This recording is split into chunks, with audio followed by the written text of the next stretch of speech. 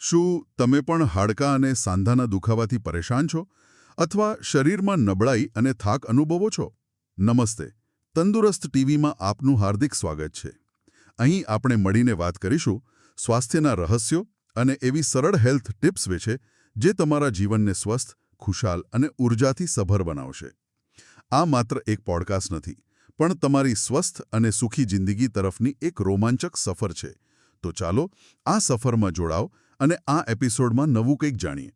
આજે આપણે શરીરમાં જે કેલ્શિયમની ઉણપ થાય છે ને એના વિશે અને એના કેટલાક કુદરતી ઉપાયો વિશે થોડી ઊંડાણપૂર્વક વાત કરવાના છીએ. હા, ચોક્કસ. અને એમ કે ખાસ ઘરેલું નુસ્ખો પણ છે જેના વિશે આપણે જાણીશું. બિલકુલ. અને જુઓ, ઘણા લોકો અનુભવતા હોય છે હાડકાં કે સાંધામાં દુખાવો, નબળાઈ. એની પાછળ ઘણીવાર એમ કે શરીરમાં કેલ્શિયમની કમી જ જવાબદાર હોય છે. ખરેખર? હા, આપણા શરીરમાં જે કુલ કેલ્શિયમ છે ને એમાંથી લગભગ 99% તો ફક્ત હાડકાં અને દાંતમાં જ હોય છે. ઓહો, 99%! એટલે એ બહુ જ મહત્વનું છે. ખૂબ જ. અને એવું નથી ને કે અસર ખાલી હાડકાં પર જ થાય. મેં સાંભળ્યું છે કે બીજી તકલીફો પણ થાય છે. સાચી વાત છે. જ્યારે કેલ્શિયમ ઓછું હોય ને તો ખાલી હાડકાં નબળા પડે એવું નથી. શરીરમાં આમ ભારે થાક લાગ્યા કરે, કમજોરી જેવું લાગે. હા, થાક તો બહુ લાગે છે ઘણાને. બરાબર. પછી પેલી સ્કિન ડ્રાય થઈ જાય, એટલે કે ત્વચા સૂકી પડવા માંડે. વાળ ખરવા માંડે. વાળ ખરવાનું કારણ પણ કેલ્શિયમ હોઈ શકે. હા, એ પણ એક શક્યતા છે. એટલું જ નહીં, કેટલાક કિસ્સાઓમાં તો બ્લડ પ્રેશર વધવાની કે કોલેસ્ટ્રોલ વધવા જેવી સમસ્યાઓ સાથે પણ એને જોડવામાં આવે છે. બાપ રે! એટલે આ તો ઘણી બધી રીતે અસર કરે છે. અને સૌથી મહત્વની વાત એ છે, ખબર છે, કે આપણું શરીર જાતે કેલ્શિયમ નથી બનાવતું. ઓહ, એટલે આપણે બહારથી જ લેવું પડે. બિલકુલ. આપણે જે ખોરાક ખાઈએ એમાંથી જ મેળવવું પડે છે. એટલે જ ખોરાક પર ધ્યાન આપવું જરૂરી છે. ચોક્કસ. અને કેલ્શિયમની વાત આવે એટલે પહેલો વિચાર તો દૂધનો જ આવે. વર્ષોથી સાંભળતા આવ્યા છીએ. હા, એ સાચું છે. દૂધ સારો સ્રોત ગણાય છે. પણ અત્યારના સમયમાં એક મોટો પ્રશ્ન ઊભો થયો છે. શું? કે બજારમાં જે દૂધ મળે છે એ ખરેખર કેટલું શુદ્ધ છે, અસલી છે, નકલી છે કે પછી પેલું ભેળસેળવાળું, એ જાણવું બહુ મુશ્કેલ છે. હા, એ વાત તો સાચી છે. આજકાલ બહુ સાંભળવા મળે છે આ બધું. અને જો દૂધ ભેળસેળવાળું હોય તો એમાંથી પૂરતું કેલ્શિયમ મળે જ નહીં. બરાબર. અને જો ન કરે નારાયણ ને પેલું સિન્થેટિક એટલે કે બનાવટી દૂધ હોય તો ફાયદાને બદલે સીધું નુકસાન જ કરે. એમાં તો કેવા કેવા કેમિકલ હોય, કંઈ કહેવાય નહીં. એટલે દૂધ પીએ પણ ફાયદો ન થાય, કદાચ નુકસાન પણ થાય. તો પછી કરવું શું? એટલે જ મારો કહેવાનો મતલબ એ જ છે કે ખાલી દૂધ પર જ આધાર રાખો. એના કરતાં બીજા કુદરતી વિકલ્પો પણ જાણવા અને અપનાવવા ખૂબ જરૂરી છે. બરાબર. તો એવા કયા વિકલ્પો છે? ચલો એના પર વાત કરીએ. હા, તો સૌથી પહેલા વાત કરીએ બદામની. બદામ એ તો લગભગ બધાના ઘરમાં હોય જ છે, જે હાડકાના બંધારણ માટે જોઈએ, અને વિટામિન કે પણ છે. વિટામિન કે એ શું કરે? વિટામિન કે છે ને એ શરીરમાં કેલ્શિયમના શોષણ માટે જરૂરી છે. મતલબ કેલ્શિયમ લીધું હોય પણ જો વિટામિન કે ઓછું હોય તો એ બરાબર શરીરમાં વપરાય નહીં. ઓહો, આ તો બહુ અગત્યની વાત છે. એટલે બદામ તો હાડકાં, સાંધા, માંસપેશીઓ બધા માટે ફાયદાકારક થઈ. બિલકુલ. એકંદરે બહુ જ સારી વસ્તુ છે. અને એને લેવાની કોઈ ખાસ રીત? એમ કે ઘણા લોકો એવું માને છે અને અનુભવે છે કે રોજ સવારે ખાલી પેટે લગભગ 10-12 જેટલી બદામ રાત્રે પાણીમાં પલાળેલી હોય ને એની છાલ કાઢીને ખાવી વધુ ફાયદો કરે છે. ઓકે. પલાળેલી બદામ છાલ કાઢીને સવારે ખાલી પેટે. બરાબર. હા. અને આ બદામનો ઉપયોગ આપણે પેલો જે નુસ્ખો કહેવાના છીએ એમાં પણ થશે. સારું. બદામ પછી? બીજું છે અખરોટ, વોલનટ્સ. હા, અખરોટ. એ મગજ માટે સારું કહેવાય છે, પણ હાડકા માટે પણ. હા, હાડકા માટે પણ એના ફાયદા છે. એમાં એક તત્વ હોય છે મેંગેનીઝ. મેંગનીઝ? હા. એ શું કરે કે જેમ જેમ ઉંમર વધે ને તેમ હાડકા પોલા થવા લાગે, જેને ઓસ્ટિયોપોરોસિસ કહે છે. તો મેંગેનીઝ આ પ્રક્રિયાને ધીમી પાડવામાં મદદ કરે છે, એવું જોવા મળ્યું છે. ઓહ, આ તો બહુ સારું કહેવાય. અને બીજું, અખરોટમાં ઓમેગા 3 ફેટી એસિડ્સ હોય છે. એ એક પ્રકારની સારી ચરબી છે. હા, સાંભળ્યું છે એના વિશે. એ શરીરમાં થતો સોજો અને દુખાવો ઘટાડવામાં મદદ કરે છે અને સાંધામાં જે ચિકાસ જોઈએ ને લ્યુબ્રિકેશન એ પણ વધારે છે. અચ્છા, એટલે સાંધાનો દુખાવાવાળા માટે પણ સારું. ચોક્કસ. અને અખરોટ કેવી રીતે લેવાની? બદામની જેમ જ? હા, એ પણ પલાળીને જ લેવી વધુ સારી ગણાય. રાત્રે 4-5 અખરોટની જે ગીરી આવે ને એ પાણીમાં પલાળી દેવાની અને સવારે ઉઠીને ખાલી પેટે ખૂબ ચાવીને ખાવાની. ખૂબ ચાવીને. બરાબર, સારું. બદામ થઈ ગયું, અખરોટ થઈ ગયું. હવે વાત કરીએ તલની. Sesame seeds. તલ. હા, શિયાળામાં તો લાડુ બને એના, પણ એમાં કેલ્શિયમ હોય. અરે ભરપૂર હોય છે. ઘણા લોકોનો તો એવું માનવું છે કે દૂધ કરતાં પણ વધારે કેલ્શિયમ તલમાં હોય છે. શું વાત કરો છો? ખરેખર? હા, અને કેલ્શિયમ ઉપરાંત એમાં સિસ્મિન નામનું એક ખાસ તત્વ હોય છે. સિસ્મિન? હા, એ સાંધાના દુખાવામાં રાહત આપવામાં મદદ કરી શકે છે. ઓકે, એટલે આ પણ સાંધા માટે સારું. બિલકુલ.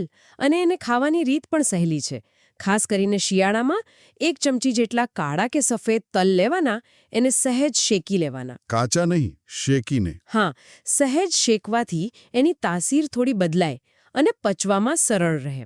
પછી એને મિક્સરમાં પીસીને ફાંકી લો અથવા તો મોઢામાં રાખીને બરાબર ચાવીને ખાઓ. સારું. અને તલનો બીજો પણ ઉપયોગ છે, એનું તેલ. તલના તેલની માલિશ કરવાથી પણ ઘણા લોકોને દુખાવામાં રાહત મળતી હોય છે. હા, એ તો સાંભળ્યું છે. તલનું તેલ માલિશ માટે વપરાય છે. બરાબર. ઓકે, તો બદામ, અખરોટ, તલ. હવે ચોથું શું હતું? ચોથું છે ખસખસ, પોપી સીડ્સ. નાના દાણા આવે ને એ. હા, ખસખસ. એ તો શીરામાં અને એમાં વપરાય. એમાં શું ખાસ છે હાડકા માટે? ખસખસમાં છે ને કુદરતી રીતે દુખાવો ઓછો કરવાના ગુણધર્મો હોય છે. એનાલ્જેસિક પ્રોપર્ટીઝ કહીએ ને એવો. ઓ, પેનકિલર જેવું? હા, પણ કુદરતી. અને બીજું, એ શરીરમાં કોલેજન નામનું એક પ્રોટીન બનાવવામાં મદદ કરે છે. કોલેજન? એ શું છે? કોલેજન એક પ્રકારનું પ્રોટીન છે જે આપણા હાડકાં, સાંધા, ત્વચા આ બધાની મજબૂતી અને લચક માટે બહુ જરૂરી છે. તો ખસખસ એના ઉત્પાદનમાં મદદ કરી શકે છે, જેનાથી દુખાવામાં ઘણી રાહત મળે એવું મનાય છે. વાહ! આ તો બધી જ વસ્તુઓ, બદામ, અખરોટ, તલ, ખસખસ, પોતપોતાની રીતે જ કેટલી ગુણકારી છે. છે જ ને? પણ તમે પેલી ખાસ રેસીપી, એક નુસ્ખાની વાત કરી હતી શરૂઆતમાં, જેમાં આ બધું ભેગું થતું હોય. હા, બરાબર.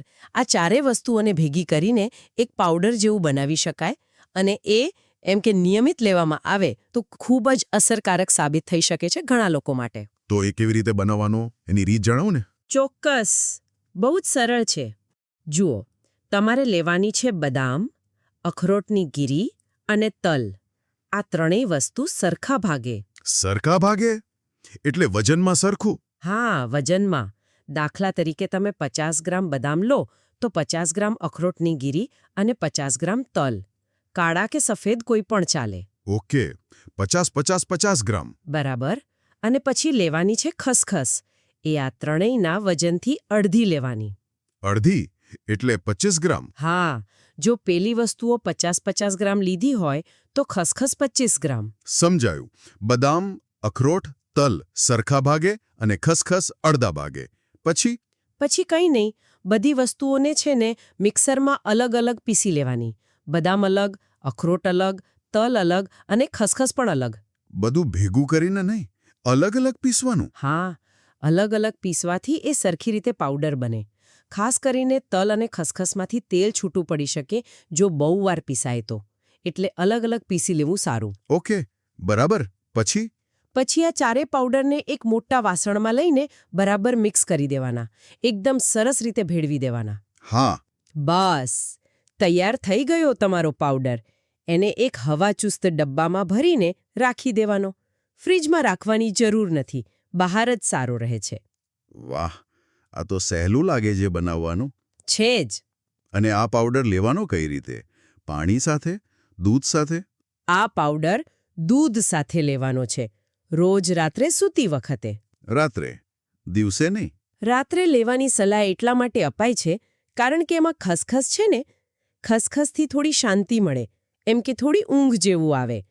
એટલે દિવસે લઈએ તો કદાચ થોડી સુસ્તી લાગે, રાત્રે લઈએ તો ઊંઘ સારી આવે. ઓહ, આ કારણ છે. સમજાયું. તો રાત્રે સૂતી વખતે લેવાનો. કેવી રીતે? 1 ગ્લાસ દૂધ લેવાનું. ગાયનું મળે તો ઉત્તમ. એને ગરમ કરવા મૂકવાનું. હા. એમાં એક મોટી ચમચી એટલે કે ટેબલ સ્પૂન જેટલો આ પાવડર નાખી દેવાનો. ઓકે, એક મોટી ચમચી. હા, અને પછી એને બરાબર ઉકાળવાનું. ધીમા તાપે 4-5 ઉભરા આવે ત્યાં સુધી. ઉકાળવાનો. કેમ? ઉકાળવાથી પાવડરના જે ગુણધર્મો છે એ દૂધમાં સરસ રીતે ભળી જાય અને દૂધ થોડું ઘટ્ટ પણ થાય. હા. સ્વાદ પણ સારો આવે. લગભગ પોણો ગ્લાસ જેટલું રહે ને ત્યાં સુધી ઉકાળવાનું. અચ્છા, એટલે થોડું ઘટ્ટ થાય ત્યાં સુધી. હા, પછી ગેસ બંધ કરી દેવાનો અને થોડું હૂંફાળું થાય મને પી શકાય એવું ગરમ રહે ત્યારે પી લેવાનું. એમાં ખાંડ કે એવું કંઈ નાખવાનું? જો તમને ગળ્યું ભાવતું હોય તો સ્વાદ મુજબ થોડું મધ નાખી શકો અથવા પેલી ધાણાવાળી સાકર આવે ને એનો ભૂકો કરીને નાખી શકો. ખાંડ ટાળો તો વધારે સારું, અથવા તો સાદું જ પી લો તો પણ ચાલે. મધ અથવા સાકર. ઓકે. હા, તો આ નુસ્ખો નિયમિતપણે રાત્રે લેવાથી ફાયદો થાય? બિલકુલ. આ નુસ્ખો નિયમિત લેવાથી એમ કે શરીરમાં જે કેલ્શિયમની કમી હોય એ પૂરી થવામાં મદદ મળે છે. હા, હાડકાં અને સાંધા મજબૂત બને છે. સાંધામાં પેલી ચિકાશ વધે છે, જેથી હલનચલન સરળ બને. નસોને પણ ફાયદો થાય છે. અને પેલો થાક ને નબળાઈ લાગતી હોય એમાં? હા, એમાં પણ ફરક પડી શકે છે. એકંદરે આખા શરીરના સ્વાસ્થ્ય માટે, સ્ફૂર્તિ માટે અને શરીરમાં ઊર્જા વધારવા માટે આ બહુ જ સારો ઉપાય સાબિત થઈ શકે છે. લાંબા ગાળે તમને શરીરમાં તાકાત અને શક્તિનો અનુભવ થઈ શકે છે. ખૂબ જ સરસ. આ તો ખરેખર એકદમ કુદરતી અને ઘરે બનાવી શકાય એવો ઉપાય છે. છે જ. અને આ બધી વસ્તુઓ સરળતાથી મળી પણ જાય છે. હા, એ પણ ખરું. ખૂબ ખૂબ આભાર આ સરસ જાણકારી આપવા બદલ. મને લાગે છે કે આજના એપિસોડમાં જે વાત થઈ, ખાસ કરીને આ ઘરેલું નુસ્ખો, એ સાંભળનારા ઘણા લોકોને ઉપયોગી થશે. આશા રાખીએ. કારણ કે આવા નાના નાના ફેરફારો અને કુદરતી ઉપાયો અપનાવીને જ આપણે આપણી તંદુરસ્તી જાળવી શકીએ છીએ અને એક સ્વસ્થ જીવન જીવી શકીએ છીએ. સાચી વાત છે. તો દર્શક મિત્રો, જો આપને આ જાણકારી ગમી હોય અને ઉપયોગી લાગી હોય તો મહેરબાની કરીને આ વિડીયોને લાઇક જરૂર કરજો. અને હા, તમારા મિત્રો અને પરિવારજનો સાથે શેર કરવાનું ભૂલતા નહીં, જેથી એ લોકો પણ આનો લાભ ઉઠાવી શકે. ચોક્કસ શેર કરજો. તમારા કોઈ વિચારો હોય, કોઈ અનુભવ હોય આ નુસ્ખા વિશે, અથવા કોઈ પ્રશ્ન હોય તો નીચે કોમેન્ટ બોક્સમાં અમને જરૂર જણાવજો. અમને વાંચીને આનંદ થશે. અને હા, ભવિષ્યમાં પણ આવા જ સ્વાસ્થ્ય સંબંધિત ઉપયોગી વિષયો પર માહિતી મેળવવા માટે અમારી આ ચેનલ તંદુરસ્ત ટીવીને સબસ્ક્રાઇબ કરવાનું ચોક્કસ યાદ રાખજો. અને પેલું બેલ આઇકન પણ દબાવી દેજો. ફરી મળીશું એક નવી જાણકારી સાથે, એક નવા વિષય સાથે. ત્યાં સુધી સ્વસ્થ રહો, ખુશ રહો. અને હા, જતા પહેલા એક નાનો વિચાર. આપણે આજે કેલ્શિયમ કેવી રીતે વધારવું એની વાત કરી. પણ શું આપણે ક્યારે એવું વિચાર્યું છે કે આપણી રોજિંદી જીવનશૈલીમાં એવી કઈ આદતો છે અથવા એવો કયો ખોરાક છે જે આપણે કદાચ લેતા હોઈએ અને એ આપણા શરીરમાં કેલ્શિયમના શોષણને જ અટકાવતો હોય? ઓહ, એ પણ એક મુદ્દો છે વિચારવા જેવો. હા, કદાચ એના પર પણ થોડું ધ્યાન આપવું એટલું જ જરૂરી છે જેટલું કેલ્શિયમ લેવા પર. શું કહો છો? બિલકુલ સાચી વાત. એના પર પણ વિચારીશું.